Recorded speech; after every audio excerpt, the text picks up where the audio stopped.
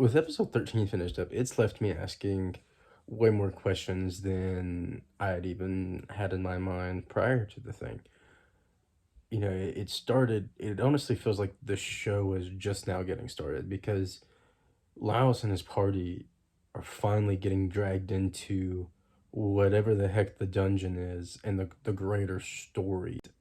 My biggest question that I have personally is like, what the heck's Fallen? Like, it's some chimera or whatever? I mean, is she human? Is she dragon? Is she a were dragon? I don't freaking know. Obviously, we know that Fallen is still consciously there and is being suppressed by the lunatic magician in some way. And so I wonder if they're going to be able to resolve it via like, talk no jutsu, or if Marcel's going to have to learn some type of magic to reverse that. On a different note, let's talk about Marcel for a second. She was freaking killing it for one. I mean, she just woke up. Somebody starts speaking ancient magic, and she's able to react with enough time to be able to basically swat things away.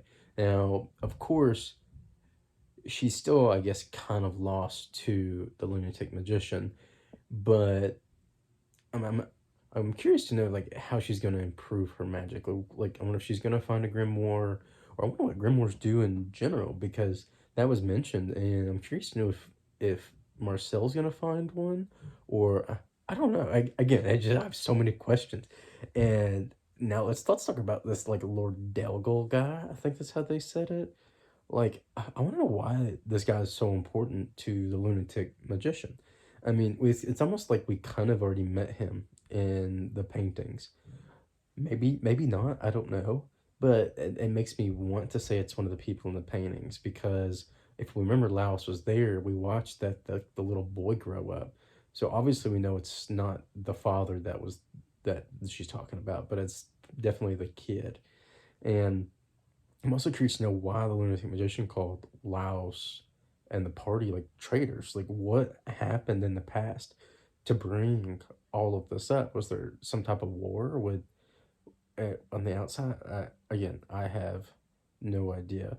And I mean, at least now we also know why the dragon was up and moving in the first place. I mean, obviously, it's to find Lord Delgal, and now we know like why it wasn't just sleeping in the dungeon. But the remainder of the show is really just a recap of how the fight with the dragon went, how they killed it, how they were lived through that person, how they got to where they are now. And we kind of get introduced into Chilchuck and how some of his feelings about if they can continue going forward. And at first, I kind of thought he was a little bit of a piece of crap. I was like, I can't believe like you just got here and now you're just gonna leave with nothing. But then as I sat there and thought about it, it was like, they were already in over their heads with the dragon.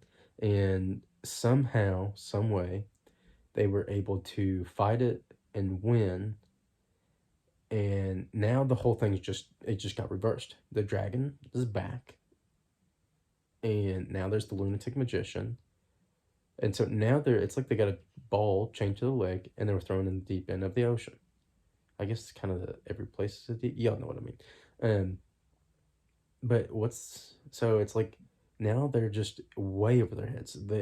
If they were to continue on, like Shinji said, like he has almost no more spices left. They're exhausted. They need a bigger party in general. Like I don't know if they could take on the dragon again and win.